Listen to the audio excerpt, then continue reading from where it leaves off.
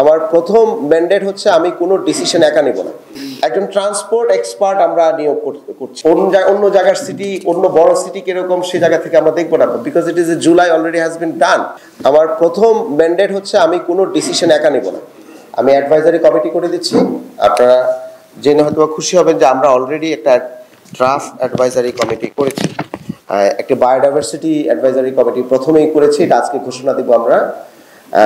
এরপরে একটা overall advisory board, আমরা বলছি না, ওটা কমিটি বলছি, কারণ বোর্ড বললে এটা অনেক দাপ্তরিক বিষয় থেকে যায়।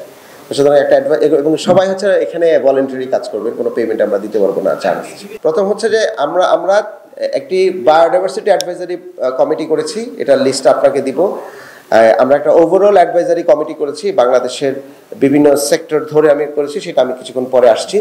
আমরা একটা ডায়াসপোরা অ্যাডভাইজারি কমিটি করেছি, কারণ বাংলাদেশের প্রচুর লোকজন বিদেশে থাকেন এবং তাদের অনেক নলেজ আছে, অনেক কিছু কন্ট্রিবিউট তারা করতে চান। তো সেটা আমরা কিছুক্ষণ পরে আমরা অ্যানাউন্সমেন্ট করব।